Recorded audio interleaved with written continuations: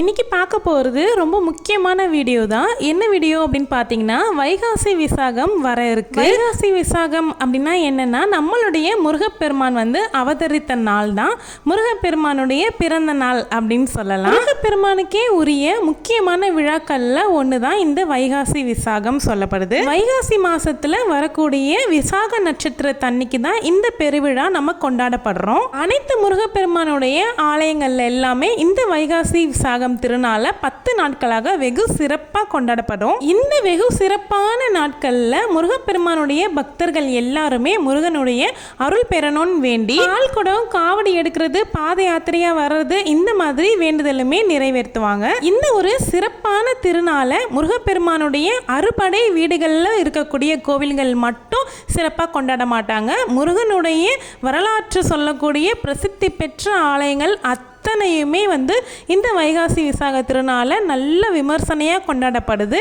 நம்ம வீட்டிலேயே யாருக்காவது ஒருத்தருக்கு பிறந்த நாள் அப்படின்னா நம்ம எப்படி கொண்டாடுறோம்? அப்போது நம்ம எல்லாரையும் காத்து ரட்சிக்கக்கூடிய நம்மளுடைய முருகப்பெருமானுடைய பிறந்த நாள் இன்னைக்கு.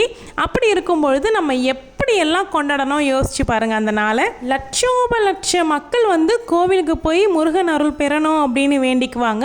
ஆலயங்களுக்கு செல்ல முடியாதவர்கள் இந்த மாதிரி வீட்டிலேயே நம்ம எளிய முறையில் வழிபாடு செஞ்சு முருகனுடைய அருளை பரிபூரணமாக பெற முடியும். அப்படி எப்படி எளிமையான பூஜை பண்ணலாம் அப்படிங்கிறத பற்றி தான் இந்த வீடியோவில் நான் சொல்ல இருக்கேன். வைகாசி விசாகம் அப்படிங்கிறது முருகப்பெருமான் அவதரித்த நாள் அப்படிங்கிறது நம்ம எல்லாருக்குமே தெரிந்த விஷயம்தான். வைகாசி மாதம் விசாக நட்சத்திரத்தில் நம்முடைய சிவபெருமான் அவர்களுடைய நெற்றி கண்ணிலிருந்து தீப்பொறிகளாக அவதரித்தார். விசாகம் அப்படின்னாவே துளிர்வது அப்படின்னு தாங்க அர்த்தம். சிவபெருமானுடைய ஞான விருட்சத்திலிருந்து துளிர்ந்து எழுந்து வந்தவர் தான் நம்முடைய முருகப்பெருமான். சிவபெருமான் வேறு, முருகப்பெருமான் வேறுங்கிறது கிடையாது. இருவருமே ஒரே சக்தி தான். அசுரன் சூரபத்மன் கேட்ட வரத்திற்கு ஏற்றார் போல சிவனினுடைய இன்னொரு அம்சமாகத்தான் இந்த முருகப்பெருமான் அவதரித்தார். அப்படிப்பட்ட அந்த திருநாளாகிய வைகாசி விசாக அந்த திருநாளை நம்ம விழா கணக்காக கொண்டாடணும். எல்லாருமே இந்த நாளுக்கு 21 நாள், 11 நாள், 9 நாள், 6 நாள், 3 நாள், இல்லை ஒரே ஒரு நாள், இந்த மாதிரி நம்ம விரதம் இருந்து வழிபடுவோம். இந்த ஆண்டு 2025ஆம் ஆண்டு வைகாசி விசாக திருநாள் ஜூன் மாதம் 9ஆம் தேதி திங்கட்கிழமை அன்று அமைந்திருக்கு. நம்ம எல்லாருமே வழக்கமாகவே பூஜை பண்ணுறோம் அப்படின்னாவே நம்ம முத நாளே வீட்டெல்லாம் சுத்தப்படுத்திக்கிட்டு பூஜை பாத்திரங்கள் இது எல்லாமே சுத்தப்படுத்திடுவோம்ல, அதே மாதிரி வழக்கம் போலவே எல்லாமே முன்கூட்டியே சுத்தம் பண்ணிடுங்க. ஒரு 2 நாளைக்கு முன்னதாகவே நம்ம செய்ய வேண்டிய வேலைகள் எல்லாமே முன்கூட்டியே செஞ்சு வச்சுக்கிட்டோம் அப்படின்னா நிம்மதியாக மனசு நிறைவாக நம்ம வைகாசி விசாக திருநாளை கொண்டாட முடியும். முருகப்பெருமானுடைய படத்தை நல்லா சுத்தம் பண்ணிக்கிட்டு பன்னீர் வச்சு தொடச்சிட்டு நீங்கள் சந்தன குங்குமம் வச்சு அலங்காரம் பண்ணிக்கோங்க. வேல் வச்சுருக்கீங்க இல்லை முருகருடைய விக்கிரகம் வச்சுருக்கீங்க அப்படின்னும் பொழுது கட்டாயமாக அன்னைக்கு அபிஷேகம் செய்ய வேண்டும். பொதுவாகவே முருகருக்கு அபிஷேகம் இது எல்லாமே ரொம்ப விருப்பமானது. அதுலேயும் அன்னைக்கு அவர் அவதரித்த நாளில் பிறந்த நாள் இல்லையா, அதனால் நம்ம அபிஷேகம் செய்து முருகரை நல்லா குளிர்விக்க வேண்டும். அப்படி இருக்கும் பொழுது நம்மளுடைய வேண்டுதல் முருகர் செவிக்கு ரொம்ப சீக்கிரமாகவே போய் சேரும். ரொம்ப அதிகமாக செய்ய முடியல அப்படின்னா கூட பால், பன்னீர், சந்தனம் இது வச்சு மட்டும் கூட அபிஷேகம் செய்துக்கலாம். எல்லாருக்குமே தெரியும் முருகருக்கு பிடிச்ச மலர் அப்படின்னாவே செவ்வரளி மலர் தான் சொல்லுவாங்க. சிகப்பு நிற பூக்கள் முருகருக்கு ரொம்பவுமே இஷ்டமான பூக்கள் தான். நிறைய பேருக்கு சிகப்பு நிற பூக்கள் கிடைக்கிறது இல்லை. அதனால் உங்ககிட்ட உங்கள் ஏரியாவில் எந்த பூ கிடைக்குது, வாசனை மிகுந்த பூ கிடைக்குது அப்படின்னா தாராளமாக நீங்கள் முருகருக்கு அந்த பூவை சாற்றி நீங்கள் அந்த நாள் பூஜையை நிறைவு பண்ணலாம். அதில் எந்த ஒரு தவறுமே இல்லை. சிகப்பு நிறம் தான் போடணும் அப்படிங்கிறது இல்லை. கிடைச்சா வைங்க, இல்லைன்னா பரவாயில்ல. எந்த ஒரு பூஜையாகவே இருந்தாலும் முதல்ல நம்ம வணங்க வேண்டியவர் விநாயக பெருமான் தான். முதல்ல நமக்கு இருக்கக்கூடிய கோரிக்கையை விநாயக பெருமான் கிட்ட தான் சொல்லணும். இந்த மாதிரி இந்த பூஜையை நான் ஆரம்பிச்சிருக்கேன், எனக்கு இந்த பூஜையை எந்த தங்கு தடையும் இல்லாமல் இந்த விரதத்தை நான் செய்து முடிக்கணும் விநாயகா அப்படின்னு சொல்லிட்டு நீங்கள் முதல்ல விநாயக பெருமானை தான் நீங்கள் வேண்டிக்கணும். அதன் பிறகு குலதெய்வத்தை வேண்டிக்கணும். இது என்னுடைய பல பதிவுகளில் நான் சொல்லியிருக்கேன். குலதெய்வத்தினுடைய அனுகிரகம் கிடைக்கணும் அப்படின்னா விநாயக பெருமானை கும்பிடணும். மற்ற தெய்வங்களுடைய, அதாவது இஷ்ட தெய்வம் யாராக இருந்தாலும் அவங்களுடைய பரிபூர்ண அருள் கிடைக்கணும் அப்படின்னா நிச்சயமாக குலதெய்வத்தை நம்ம வழிபட்டு தான் ஆகணும். முருகப்பெருமானுக்கு அன்றைய தினத்துக்கு நெய்வேத்தியம் என்ன வைக்கணும் அப்படின்னு அப்படின்னா தேனும் தினைமாவும் வச்சிங்கன்னா ரொம்பவுமே சிறப்பு. ஏன்னா முருகருக்கு அது ரொம்பவுமே இஷ்டமானது. அதே மாதிரி திருபாகம் அப்படின்னு சொல்லக்கூடிய இனிப்பு வகை அதுவுமே முருகருக்கு ரொம்ப இஷ்டம். இது எதுவுமே எங்களால் செய்ய முடியாது, பாயசம் செஞ்சு வைக்கலாமா அப்படின்னு கேட்டிங்கன்னா செஞ்சு வைக்கலாம். சக்கரை பொங்கல் செஞ்சு வைக்கலாம். அதுவுமே இல்லை அப்படின்னா சின்னதாக ஒரு வெத்தலைப்பாக்கு வாழைப்பழம் வச்சு தேங்காய் உடைச்சி நீங்கள் சுவாமி கும்பிடலாம்.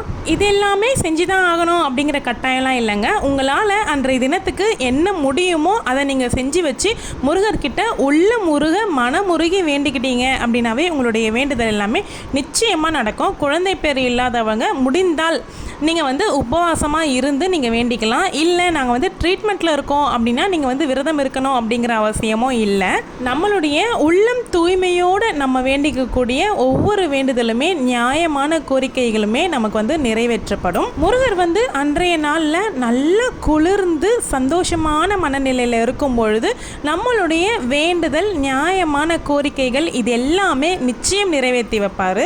அன்னைக்கு கண்டிப்பாக 6 நெய் விளக்கு போடுங்க. 6 போட முடியல அப்படின்னா கூட முருகர் திருவுருவ படத்துக்கு முன்னாடி வைக்கக்கூடிய விளக்கு ஒன்றிலாவது நெய் ஊற்றி விளக்கு ஏற்றுங்க. அன்னைக்கு நெய் தீபம் போடுறது ரொம்ப ரொம்ப சிறப்பு தாங்க. பூஜை பண்ணுறதோடு சேர்த்து அன்னைக்கு மந்திரங்கள் பாராயணம் பண்ணுறது ரொம்ப ரொம்ப சிறப்புங்க. எந்த மாதிரி பண்ணலாம் அப்படின்னா வழக்கமாக செய்யக்கூடிய கந்த சஷ்டி கவசம் படிக்கலாம். இல்லாட்டி கந்தகுரு கவசம், கந்தர் அனுபூதி, கந்தர் அலங்காரம், வேல்மாறல் மகாமந்திரம், இந்த மாதிரி நிறைய மந்திரங்கள் இருக்குது. உங்களுக்கு எது நல்லா படிக்க வருமோ அதை நீங்கள் எடுத்து அன்னைக்கு நீங்கள் பாராயணம் பண்ணலாம். திருப்புகழ் பாராயணம் பண்ணலாங்க, வேல்மாறல் பண்ணலாம். இது எல்லாமே ரொம்ப ரொம்ப சக்தி வாய்ந்த மகா மந்திரங்கள். நம்ம செய்யக்கூடிய ஒவ்வொரு விஷயங்களாக இருக்கட்டும், ஒவ்வொரு ஏற்பாடுகளாக இருக்கட்டும், ஒவ்வொரு விரதங்களாக இருக்கட்டும், இது எல்லாமே நம்ம மந்திரங்கள் பாராயணம் பண்ணுறதா இருக்கட்டும், இது எல்லாமே நம்ம அருகிலேயே முருகர் இருந்து நம்மளை பார்த்துட்ருக்காரு அப்படிங்கிற உணர்வோடு நம்ம செய்யும்பொழுது இன்னுமே பயபக்தியோடு நம்ம செய்வோம். ஏற்பாடுகள் எல்லாமே முடிச்சதுக்கப்புறமா விளக்கேற்றி வழிபாடு பண்ணுற நேரம் தீபம், அதாவது நெய் தீப ஆரத்தி, தீபம் தூபம், அதுக்கு பிறகு தான் கற்பூர ஆரத்தி காட்டுறது வழக்கம். அன்றைய நாளில் கோவிலுக்கு போக முடியும் அப்படிங்கிறவங்க கோவிலில் போயிட்டு வீட்டில் உள்ள எல்லார் பேருக்குமே அர்ச்சனை பண்ணிவிட்டு வீடு திரும்புவாங்க. கோவிலுக்கு போக முடியல ஆனால் நாங்களும் முருகரை தான் கும்பிடுறோம் அப்படின்னு சொல்கிறவங்க எல்லாருமே வீட்டில் நீங்கள் விளக்கை ஏற்றி கற்பூர ஆரத்தி எல்லாமே காமிச்சு முடிச்சுட்டு கை நிறைய பூ எடுத்து வச்சுக்கிட்டு நம்ம வீட்டில் இருக்கிறவங்களுடைய அத்தனை பேரையும் சொல்லி நட்சத்திரங்கள் எல்லாமே நம்ம சொல்லிட்டு முருகர்கிட்ட முருகர் பாதத்தில் நம்ம கையில் வச்சுருக்கக்கூடிய பூவை நம்ம அவருக்கு சமர்ப்பிச்சிடணும். அப்படி பண்ணும்பொழுது நம்ம வீட்டில் இருக்கக்கூடிய அத்தனை பேருக்கும் அர்ச்சனை செய்ததுக்கான பலன் நமக்கு கிடைக்கும். நான் எல்லாமே ஒரு காலத்தில் நினச்சிட்டு இருந்தேன், கடவுளுக்கு நமக்கு என்ன வேணும் அப்படிங்கிறது இறைவனுக்கு தெரியும், நம்ம என்ன கேட்குறது கடவுள்கிட்ட அப்படின்னு சொல்லிட்டு எதுவுமே கேட்க மாட்டேன். பூஜைகள் எல்லாமே செய்வேன், அப்படியே முடிச்சுட்டு கையெடுத்து கும்பிட்டு வந்துடுவேன்.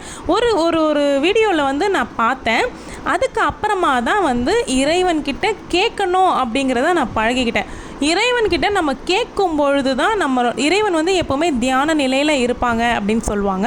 கடவுள்கிட்ட நம்ம கேட்கும் பொழுது தான் அவர் காது கொடுத்து கேட்குறாரு அப்படிங்கிறது நமக்கு தெரியும். நம்மளுடைய வேண்டுதல்கள் ஒவ்வொன்றுமே நடக்க ஆரம்பிக்கும். அதனால் உங்களுடைய வேண்டுதலில் வாயத்தோடு கடவுள்கிட்ட கேளுங்க, அதில் எந்த ஒரு தவறுமே கிடையாது. வெத்தலை தீபம் போடலாம், இந்த நாளில் போடுறது ரொம்பவுமே நல்லது. மாத விளக்கு இருக்கிறவங்க என்ன பண்ணலாம் அப்படின்னா வீட்டில் வேறு யாராவது இருக்காங்க அப்படின்னும் பொழுது நீங்கள் வீட்டில் தனியாக இருந்துட்டு மற்றவங்கள பூஜை செய்ய சொல்லலாம். அப்படி இல்லை அப்படின்னா நீங்க விரதம் இருக்க முடியும் அப்படின்னா விரதம் இருக்கலாம். மந்திரங்கள் பாராயணம் பண்ணலாங்க. இதுக்கு மேலே ஏதாவது டவுட் இருந்துச்சுன்னா கமெண்ட்ல கேளுங்க. இந்த வீடியோ பிடிச்சா லைக் பண்ணிக்கோங்க. தேங்க்யூ.